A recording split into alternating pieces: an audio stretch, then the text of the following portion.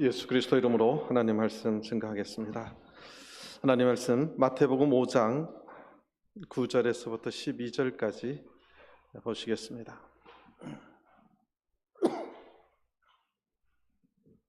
마태복음 5장 9절에서부터 12절까지 보시겠습니다. 마태복음 5장 9절 화평케 하는 자는 복이 있나니 저희가 하나님의 아들이라 일컬음을 받을 것이며 의를 위하여 핍박을 받는 자는 복이 있나니 천국이 저희 것임이라. 나를 인하여 너희를 욕하고 핍박하고 거짓으로 너희를 거스려 모든 악한 말을 할 때에는 너희에게 복이 있나니 기뻐하고 즐거워하라. 하늘에서 너희의 상이 큼이라. 너희 전에 있던 선지자들을 이같이 핍박하였느니라. 아멘. 할렐루야. 오늘 거룩하신 안식일 기억하시고 주님의 전에 나오신 모든 성도님들 하나님께서 축복해 주시고 은혜 주시기를 바랍니다.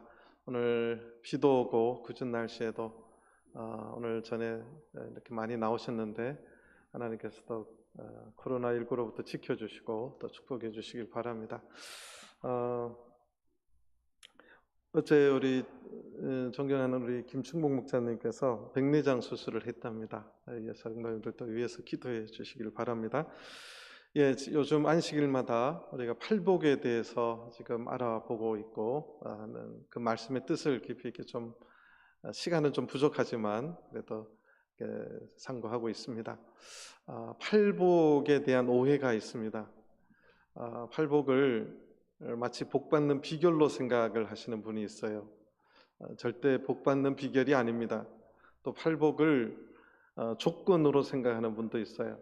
심령이 가난해야지만이 복을 받는다 이렇게 해석하는 분들이 있는데 복받는 비결도 아니고 복의 조건도 아닙니다. 원어에는 잘 나타나 있고 영어 성경이 그래도 조금 한국 성경보다 나아요. 이것은 복에 대한 선언입니다. 복에 대한 선언인데 이것은 하나님의 속성, 하나님의 나라의 속성을 선언하는 것이고, 그러니까 예수님을 통해서 이 땅에 구현된 하나님의 나라의 백성들이 마음에 품어야 될 성품이고, 하나님 백성들이 이 땅에 살아갈 적에 어떻게 살아야 되냐를 알려주는 예수님이 이 땅에 품고 온 예수님의 마음이기도 합니다. 그래서 팔복을 마치 이렇게 해야지 복받는 복의 조건으로 또는 복받는 비결쯤으로 생각하면 굉장히 잘못된 생각입니다. 하지만 하나님의 백성이라면 또 천국을 마음에 품고 있는 사람이라면 반드시 품고 살아야 될 예수 그리스도의 마음입니다. 그 마음을 품어야 내 안에 천국이 이루어지고 그런 마음을 품을 때 천국이 바로 그런 자들의 것이라는 예수님의 말씀이 임할 줄 믿습니다. 오늘은 네 번째 시간, 그러니까 팔복의 일곱 번째, 여덟 번째입니다. 일곱 번째를 좀 보시도록 하겠습니다. 화평케 하는 자는 복이 있나니 저희가 하나님의 아들이라 일컬음을 받을 것이며.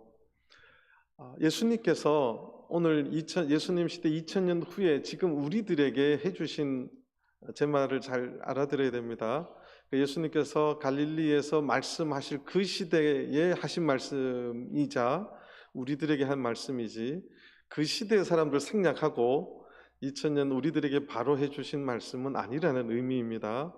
그러면 예수님께서 2000년 전에 갈릴리에 살아가는 그 사람들에게 이 말씀을 할 때 그분들은 어떻게 알아들었을까를 먼저 알아야 된다는 것이 제가 늘 설교할 때 말씀드리는 겁니다.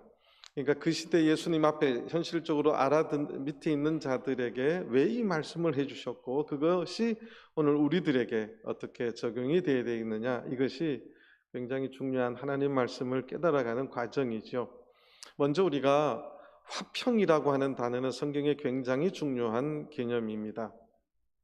이것은 샬롬이라고 하는 말인데 하나님께서 이 땅에 만들어 주신 모든 질서가 하나님의 뜻대로 있는 상태가 샬롬이에요. 그것이 샬롬의 상태입니다. 그래서 하나님께서 천지 창조를 하시고 하나님과 우리 인간의 모든 관계, 사람과 사람 관계의 모든 것이 하나님의 뜻대로 완벽하게 된 것이 에덴 동산의 모습입니다.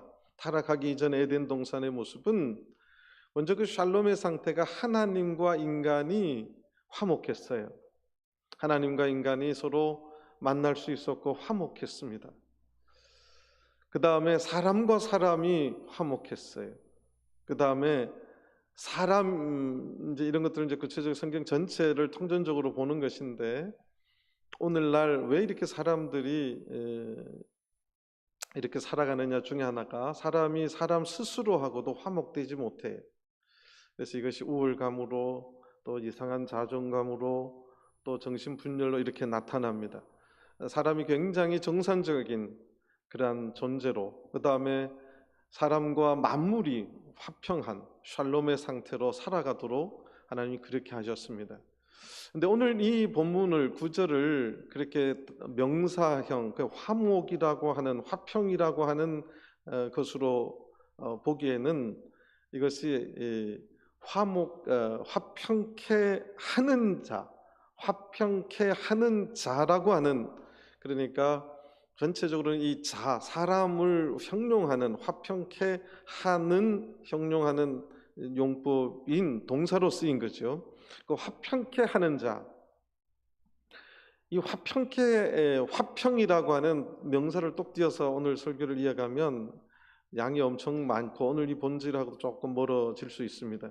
그래서 예수님이 해주신 이 말씀, 화평케 하는 자, 이 의미를 좀 알아야 된다고 생각합니다. 성경에 보면 영어 성경의 의미가 확 따라오는데, 화평케 하는 자, 영어로 peacemaker예요.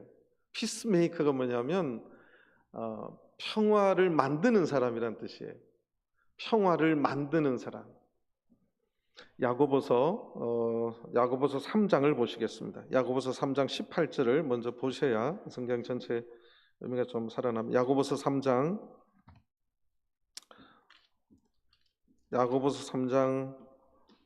18절입니다. 야고보서 3장 18절, 화평케 하는 자들은 화평으로 심어 의의 열매를 거두리니라. 이 구절 굉장히 잘 주의해서 봐야 됩니다. 화평케 하는 자는 무엇을 심어서 화평을 만들어야 되느냐? 화평을 심어야 되는 거예요. 화평의 씨라는 것을 심어서 그 화평이 자라서 의의 열매를 거두는 것입니다. 이게 무슨 말이냐면, 지금 예수님 시대에 전 세계를 지배하고 있는 나라가 로마였습니다. 예수님이 태어나시기 전에, 예수님이 이 말씀을 하기 전에 BC 1세기에 로마의 아우구스투스 황제가 로마를 통일하고 로마의 힘으로 압제하는 나라를 다 점령해서 힘으로 눌려가지고 로마에 평화가 왔어요. 그게 팍스 로마나라는 하는 유명한 말이 있습니다. 모든 길은 어디로 통한다? 로마로 통한다는 말이 생기고, 그러니까 이 평화는 평화를 심어서 평화된 게 아니라 힘으로 평화를 만들어낸 팍스 로마나라고 하는 유명한 말이 지금도 팍스 로마나 여러분들 핸드폰으로 찍으면 나옵니다. 예수님이 시대에 로마라고 하는 그 나라가, 또는 로마가 통치하는 모든 나라가 평화로웠어요. 어떤 것도 로마에 대항할 수 없고 조용하고 평화로운, 살기 좋은 나라가 되었어요. 피압박받는 피식민지의 나라의 입장으로 보면 그게 평화입니까? 고통입니까? 고통입니다. 로마가 그렇게 생각하는 거예요. 그 시대에 겉으로는 평화롭지만 그 시대에 살아가는 그들에게 예수님이 이 말을 던진 것은 의미를 깨달으면 로마에 대한 한것 같은 이야기입니다. 여러분들, 일본이 한국을 점령하고 많은 만주부터 중국까지 쳐들어갈 때 외쳤던 말이 뭐냐면 대동아 공령이란 말을 외쳤어요. 그게 무슨 말인지 아십니까? 아시아의 동아시아에 있는 나라들이 대동에서 일본을 중심으로 뭉쳐서 서양 열강 그 나라를 물리치고 평화롭게 살자. 그게 대동아 공영입니다. 그 생각의 잔재들이 여전히 남아있는 게 일본 때문에 한국이 발전하고 일본 때문에 한국이 잘 살게 되었고 일본 때문에 만주가 개발되고 평화로웠다, 이런 말을 지금도 하는 겁니다. 그러니까 일본이 힘으로 압제를 통해서 아시아를 평화롭게 해서 서로 겉으로는 이렇게 평화롭지만 그렇게 수탈을 하고 이렇게 억압하고 하는 것이 대동아 공령을 외쳤던 일본의 통치 방법이었습니다.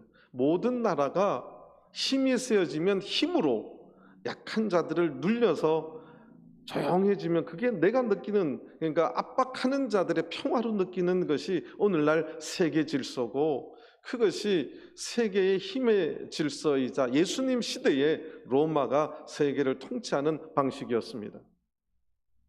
그래서 팍스 로마라는 굉장히 유명한 말이 생겼습니다.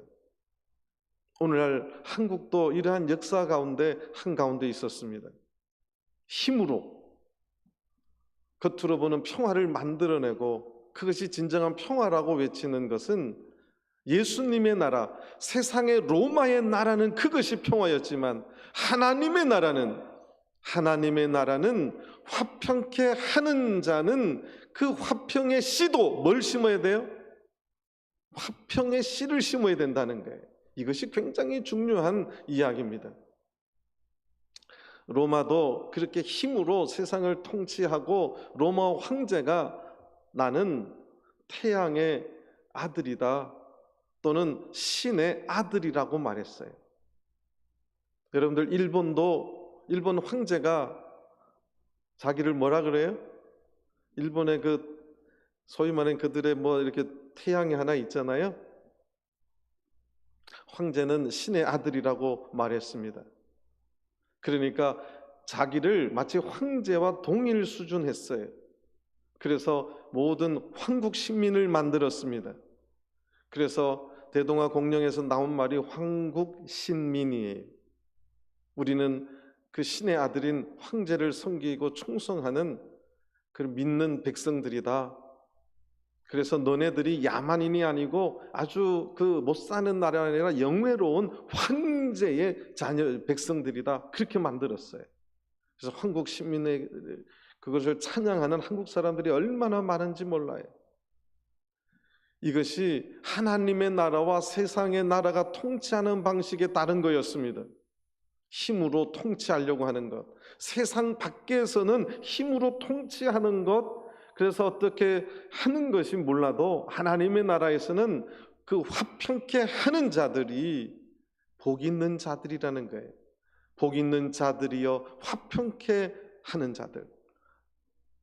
그러니까 하나님의 나라는 방법도 수단도 뭐 해야 된다는 거예요?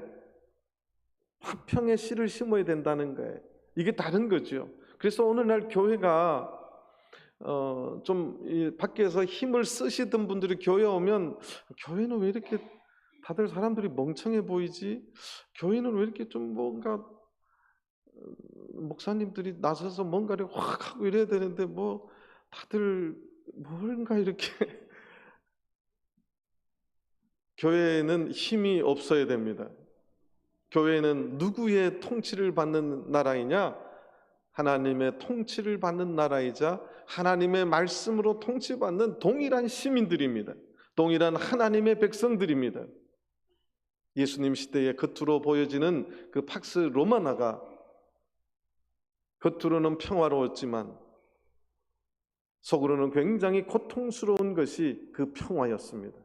그러니까 그리고 그들이 지배하는 자들, 평화롭다고 외치는 자들은 나는 태양의 아들이다, 신의 아들이라 그렇게 자칭하고 있었습니다. 그 시대를 오늘 이 본문은요 굉장히 예수님께서 풍자하는 말이에요. 그러자 진실된 하나님의 백성이 어떤 백성인가를 외쳤던 말씀입니다.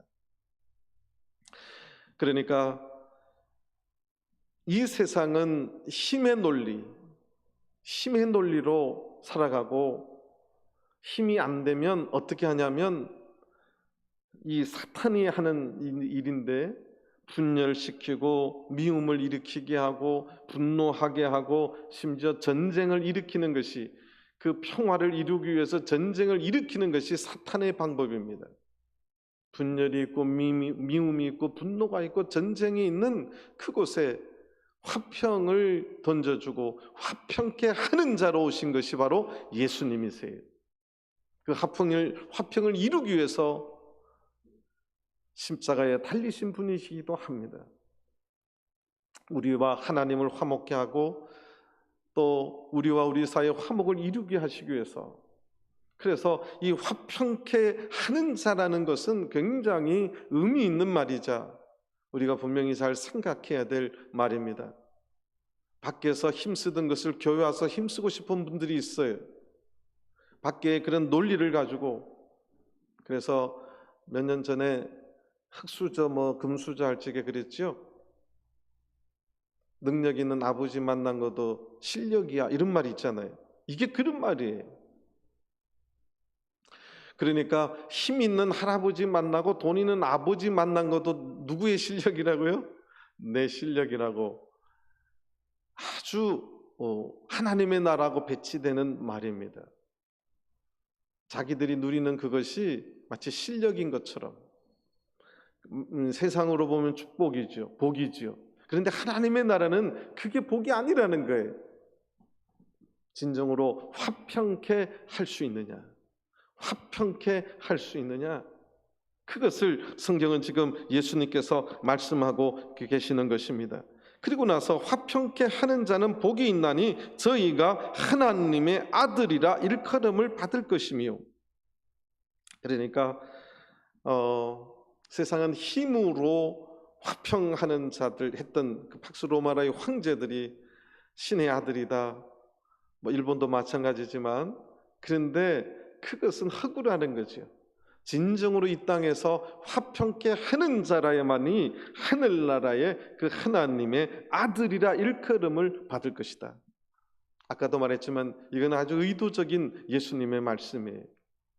세상의 그 힘으로 화평케 하는 자들은 자칭 하나님의 아들이지만, 자칭 신의 아들이지만, 진정으로 너희들을 화평케 하는 자는 내가 인정하는 하나님의 아들이 될 것임을 선언한 말씀입니다.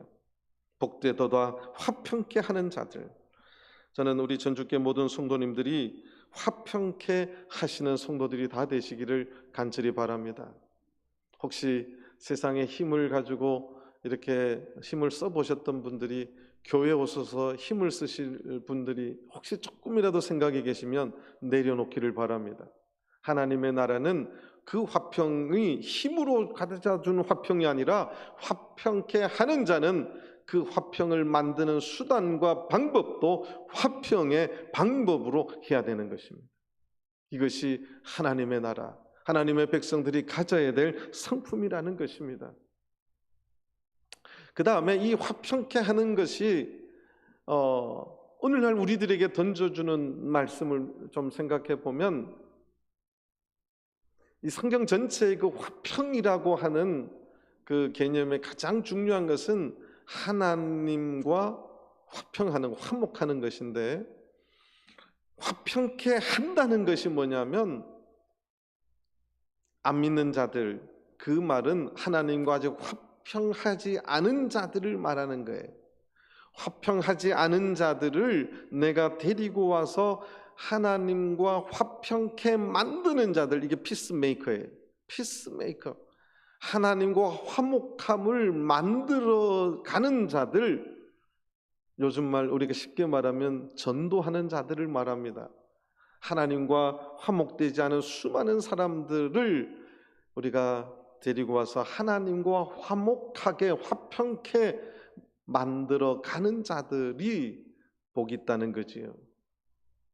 이런 자들이 진정으로 하나님의 아들이라 칭함을 받는 것입니다.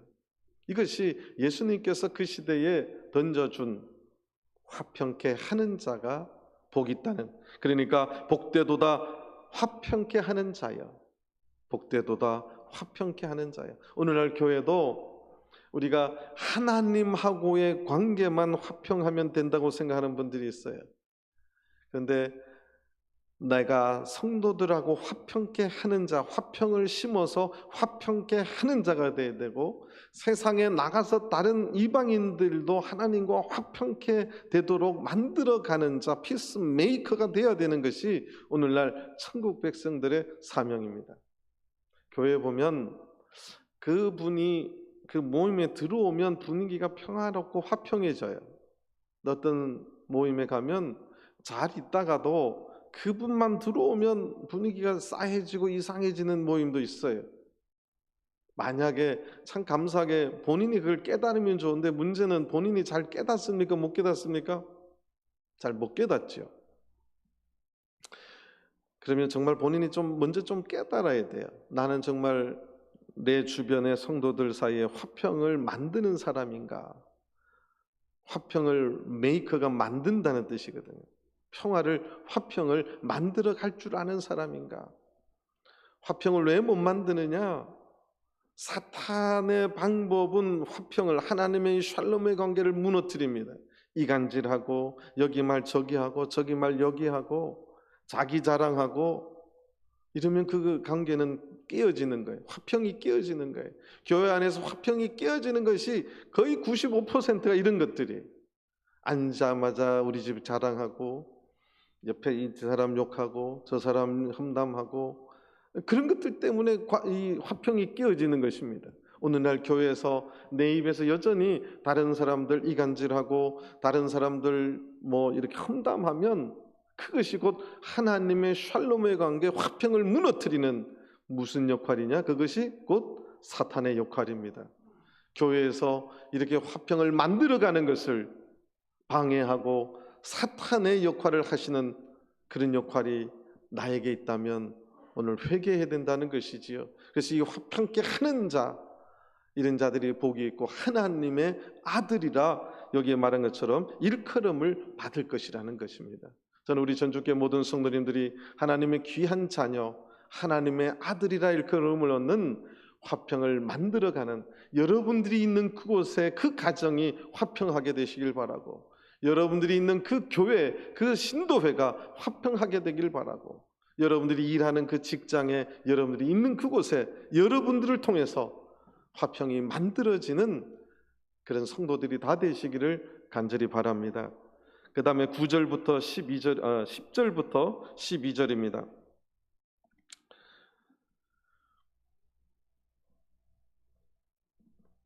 10절, 의를 위하여 핍박을 받는 자는 복이 있나니 천국이 저희 것임이라. 의를 위하여 핍박을 받는 자는 복이 있나니 천국이 저희 것입니다. 이 복 있는 거와 핍박을 받는 거하고 매치가 되는 것이 이해가 잘 안 되지요. 복 받는 사람은 핍박 받는 사람이 아닙니다. 그런데 여기에 보니까 우리가 뭐 살다 보면 핍박 받을 수 있어요. 그런데 그 핍박이, 어떤 사람은 자기 때문에 핍박받는 사람도 있죠. 그러니까 이 핍박이라는 말의 일반적 명사화, 그러니까 예수 믿는 자들이 핍박받는 거 말고 다른 사람들한테 좀 이렇게 박해를 받는 것이 자기의 잘못으로 받는 사람도 있어요. 예를 들어서 요새 인터넷으로 뭐 나쁜 짓 하잖아요. 뭐 N번방인가 뭐 마약하고 이런 거 하면 사람들이 막 인터넷으로 난리가 나죠. 핍박을 받죠. 그것은 누구 때문에 받는 거예요? 누구 때문에? 자기 잘못 때문에, 자기의 잘못 때문에 핍박을 받는 거예요. 그런 것조차도 마치 성경에서 핍박받는 것으로 착각하는 분들이 있으면 웃기는 이야기예요. 세상 살아가면서 그런 분들이 있어요. 자기 잘못으로 지금 사람들이 하는데도 그걸 교회 와서 목사님 제가 미움을 많이 받아요. 핍박을 받아요. 들어보니까 이건 아닌 경우도 있어요. 오늘 성경은 굉장히 정확하게 뚜렷하게 이야기를 해놓고 있습니다. 무엇 때문에? 의를 위하여 핍박을 받는 자가 복이 있다는 거예요. 나 때문에도 아니고 내 욕망 때문에도 아니고 나의 의도 아니고 하나님의 나라의 그 의를 위해서 핍박받는 자가 복되다는 것입니다. 그 밑에 보면 나를 인하여 너희를 욕하고 핍박하고 거짓으로 너희를 거스려 모든 악한 말을 할 때에는 너에게 복이 있다는 거예요. 나를 위하여. 11절에 나를 위하여는 나가 누구예요? 예수님을 말합니다. 그러니까 이 핍박은 하나님의 나라의 의를 위해서, 예수님을 위해서, 예수님 때문에 다른 사람에게 욕을 당하고 핍박을 당하고 거짓말로 막 이렇게 상함을 당할 때 복이 있다는 거예요. 이 마지막 8번째 복입니다. 그런데 기독교인에게 있어서 핍박은 숙명적인 것일 수도 있어요. 그러면 예수님 이 시대에 로마가 통치하고 있는 이 시대에 왜 예수님께서 이 말씀을 하셨는가? 대부분의 진정한 그리스도인들은 로마의 핍박을 받고 있었어요. 그럼 로마가 이유 없이 핍박했느냐? 그게 아니라는 거예요. 로마 사람들이 왜 그리스도인들을 핍박하기 시작했고 그 사자들의 밥이 되게 만들고 왜 그렇게 화형시키고 왜 그렇게 했느냐? 이유가 있어요. 역사적으로 단계별로 있어요. 근데 그거를 다 말하기는 그렇고 이제 이렇게 둥글려서 이렇게 크게 이제 한 3가지, 4가지 정도 볼 수 있는데, 첫 번째가 이제 로마의 유대인들이 이제 많이 들어가게 되었고 그 안에 이제 예수 믿는 자들이 로마에까지 복음을 전파하고 로마의 교회가 생겼습니다. 크리스찬들이 로마에 많이 살게 되었지요. 그런데 로마 사람들은 식사할 때마다 자기 집이 섬기는 신이나 나라에 섬기는 신에다가 제사를 하는 음식을 나누어서 먹는 것이 그들의 식사 예법입니다. 우리나라 제사밥 먹는 거 똑같은 거죠.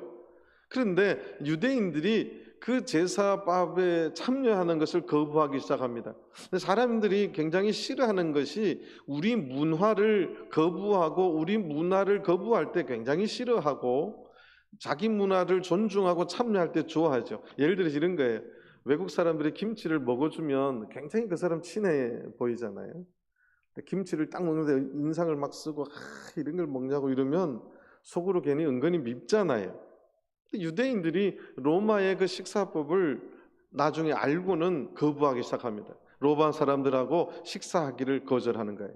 그러니까 로마의 그 사람들에게 소문이 나기 시작했어요.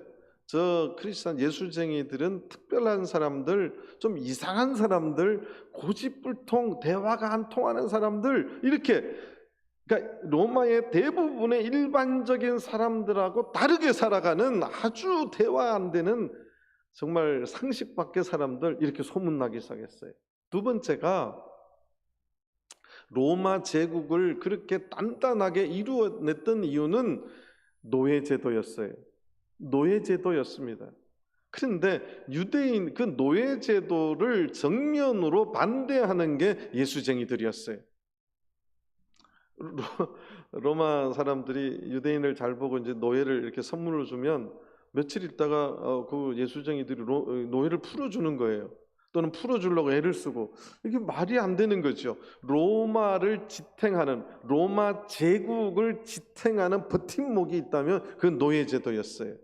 그러니까 제국을 근간을 이루는 노예제도를 정면으로 도전하는 사람들이 기독교인이었습니다. 자, 그러면 세상 나라는 하나님이 만들어 놓은 동일한 사람을 노예로도 쓸 수 있지만 하나님의 나라에서는 하나님이 만들어 모든 사람이 하나님 앞에 평등합니까? 안 평등합니까? 평등한 거죠.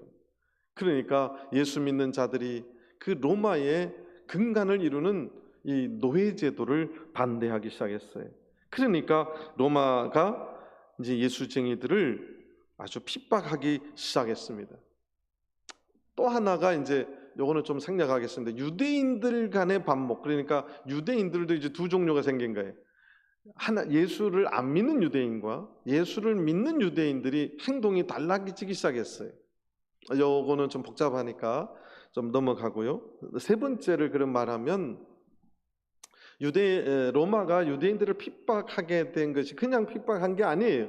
세 번째는 유대인들, 당시에 로마는 로마 황제 그 숭배 사상을 자꾸 고취했습니다. 그러니까 로마 황제를 이제 신의 아들이 아니라 로마 황제가 뭐라고요? 신이라고 그런 것을 만들어가기 시작했어요. 그래서 로마 황제는 신이다 이렇게 외치기 시작했습니다. 그래서 가이사에 절을 하면, 그러니까 로마 황제 가이사에게 절을 하면 증명서를 발급해 줬어요. 그러면 일본이 하듯이 황국 신민의 증명서를 줬어요. 이름을 일본말로 바꾸고 그 창씨 계명이라 그러지 하면 뭐 인정해 줬듯이 로마도 똑같이 했어요. 그러니까 일본이 그냥 한 게 아니에요. 로마가 하는 짓거리를 그대로 보고 따른 거지요. 그래서 사실 이거는 이제 절을 하고 한마디를 외쳐야 돼요. 우리나라 말로 번역을 하면 가이사가 신입니다 그렇게 외쳐야 돼요. 가이사가 주님입니다 그걸 외쳐야 돼요. 근데 이거는 종교가 아니라 그들의 어떤 정치적인, 로마 사람으로서 로마 시민의 충성심을 고백하는 것처럼 생각하는, 그러니까 종교로는 생각하지 않고 정치적으로, 그러니까 일본 사람들이 신사에 가서 참배시키는 것 조금 비슷할 수도 있어요. 그런데 로마에서 이거는 종교가 아니라고 이렇게 표면적으로는 했지만 거기 가서 절하게 하고 가이사가 신입니다 그걸 외치게 하니까 예수 믿는 사람들이 할까요, 안 할까요? 끝까지 안 하는 거죠. 절대 안 하는 거죠. 그러자 본격적인 박해가 시작되었습니다. 이제 죽이기 시작했습니다. 이 사람들은 대화가 안 되는 사람이구나, 예수 믿는 자들을 죽여야 된다, 이렇게 되기 시작한 겁니다. 그런데 베드로서나 히브리서에 보면 이때에 당한 이야기들에 대한 우리가 그 사람들을 어떻게 해야 되는지를 말한 구절들이 많이 나타납니다. 대표적으로 한 구절만 좀 보겠습니다. 베드로전서 3장을 보시겠습니다. 베드로전서 3장, 베드로전서 3장 14절에서부터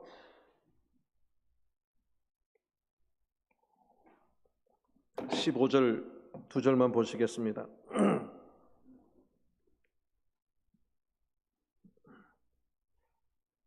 베드로전서 3장 14절, 그러나 의를 위하여 고난을 받으면 복 있는 자니 저희의 두려워함을 두려워 말며 소동치 말고.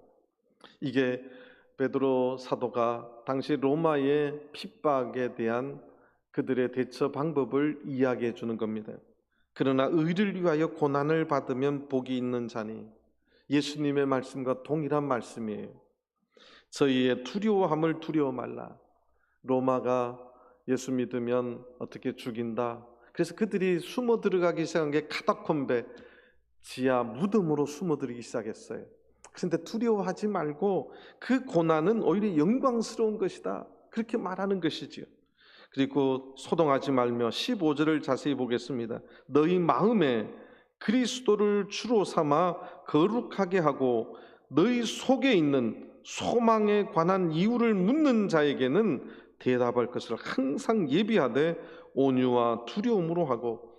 그러니까 로마 사람들이 이제 예수 믿는 자를 잡아서 신문을 하고 할 적에 이 소망에 관한 이유를 묻는 자들에게 대답할 것을 항상 가지고 있으라는 거죠. 신앙에 대한 고백을 분명하게 가져야 된다는 것입니다. 이 말 뜻은요, 좀 굉장히 슬픈 이야기예요. 순교를 각오하고 그 대답을 준비하고 외치라는 거지요.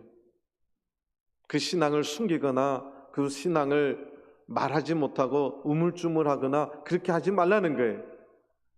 그 고난의 때가 되면 내가 당당하게 하나님 믿는 백성, 예수님을 믿는 백성임을 자백하는 그 소망에 관한 이유를 묻는 자에게 대답할 것을 항상 예비하고 온유와 두려움으로 하라는 것입니다. 이것을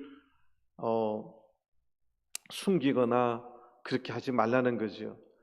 이것을 아주 하나님에 대한 확실한 믿음 속에서 온유롭게 해야 된다는 거지요. 이 시대에 이러한 이유로 예수 믿는 자들이 의를 위하여 핍박받는 자들이 많았습니다. 그래서 예수님께서는 복되도다 의를 위하여 핍박받는 자들이요, 그렇게 외친 거예요. 복되도다가 모든 성경이 제일 앞에 돼 있어요. 원어도 그렇고 영어 성경도 그렇고 복되도다, 복되도다. 3절부터 복되도다가 제일 앞에 있습니다. 복되도다 심령이 가난한 자요, 복되도다 애통하는 자요. 오늘 이 10절도 복되도다 의를 위하여 핍박받는 자요. 천국이 누구 것임이라고요? 요게 굉장히 중요한 의미가 있어요. 3절 첫 번째 말할 적에 심령이 가난한 자는 복이 있나니 천국이 저희 것이미요, 이렇게 말했어요. 지금 8번째 복을 할 적에 10절에 보니까 의를 위하여 핍박을 받는 자는 복이 있나니 천국이 누구 것이며 저희 것이며 똑같아요. 보통 이제 이런 것을 인클루지오 구조라고 말하고, 한국말로 말하면 이걸 뭐라 그래요? 수미상관법이다, 뭐 이렇게 말해요, 문학적으로. 그런데 이게 수미상관법하고 또 조금 달라요. 그러니까 그 처음과 끝의 귀결절이 같아야 돼요. 귀결절이 같아야 돼요. 그러니까 심령이 가난한 자는 복이 있나니 천국이 저희 것이며 의를 위하여 핍박을 받는, 앞에는 달라요. 앞에는 다른데 이 귀결되는 것이 같아요. 이게 인클루지오 구조라고 하는 것인데, 요 말의 뜻은 이런 거예요. 이제 사실은 이제 첫 번째 복부터 8번째 복까지 뒤 내용이 사실은 달라요. 다 달랐어요. 그런데 이 첫 번째와 마지막을 이렇게 인클루지오 구조로 놓으면 이 중간에 있는 모든 자들이 알고 보면 천국이 누구 것임이란 뜻이냐면 저희 것임이란 뜻이에요. 이해가 되십니까? 그러니까 8개 모두 천국이 누구의 것입니다? 저의 것입니다라는 뜻이에요. 이 중간에 있는 것이 다 천국이 저희 것임이라, 그 뜻을 예수님께서 넣어주신 말씀입니다. 그러니까 이 산상수훈, 산상보훈이 그렇게 유명해지는 것들이 이런 거예요. 천국이 저희 것입니다, 복되도다. 이 땅에 살아가려면 예수님께서 지금 산상에서 외쳤던, 처음 설교 외쳤던 이 말씀이 당시에 살아가시는 분들이 대부분 이런 것을 당하고 있는 자들이었어요. 그런데 그들에게 복되도다고 외쳤어요. 천국이 이런 자들, 저희들의 것임이라고 외치셨어요. 오늘날 세상은 이렇게 하고 거꾸로 살아가기를 원합니다. 심령이 가난한 자는 복이 있나니, 처음부터가 굉장히 중요해요. 근데 세상은 마음이, 심령이 가난한 자들을 루저로 생각하죠. 세상에서 뒤처진 자들, 꿈도 없는 자들, 희망도 없는 자들, 생각에 그 욕망으로 충만하고 열정으로 충만하고 자기의 꿈과 이런 것 비전으로 꽉 차야 되고, 세상에 만만하게 살아야 되고, 세상이 다 내 것처럼 살아가는 것처럼 그렇게 살아가는 청년들을 향해서 참 똑똑하고 많이, 참 저 청년 야문데 세상 꿈으로 가득 차 있어요. 하나님의 나라는 그런 자의 것들이 아닙니다. 하나님의 나라는 세상 사람들의 볼 적에는 참 나약하고 불쌍해 보이고, 지금 제가 처음부터 시작했지만 4장 예수님 그 마지막에 보면 예수님을 따라다녔던 자들의 류들이 나와요. 당시에 갈릴리에 가난한 자들, 병들고 그 귀신 들리고 각색병 간질하는 자, 중풍병자들, 고통에 걸린 자들, 뭐 이런 자들, 불쌍한 사람들이 예수님을 따라자는 그 앞에서 지금 예수님께서 제자들에게 해주신 말씀이에요. 저는 우리 전주교회 성도님들, 우리가 산상수훈을 이번에 어떻게 보면 참 성도님들 오래간만에 다시 한번 생각해 봤을 거예요. 제가 굉장히 자세하게는 하지 않았지만 산상수훈을 다시 한번 우리가 묵상하며 하늘나라가 누구의 것인지를 다시 한번 깊이 묵상하는 안식일이 되었으면 좋겠습니다. 핍박하는 자가 아니라 핍박을 오히려 하나님을 위해서, 예수 그리스도를 위해서, 교회를 위해서 핍박받는 자가 복된 사람입니다. 내가 힘을 가지고 힘의 평화를 이루는 것이 세상이라면 하나님의 나라는 평화의 씨를 심어서 평화의 씨를 통해서 그 화평을 이루는, 그러니까 수단과 방법까지도 그 화평의 방법으로 하는 자들. 우리 마지막으로 디모데후서 3장을 한번 찾아보겠습니다. 디모데후서 3장 12절입니다.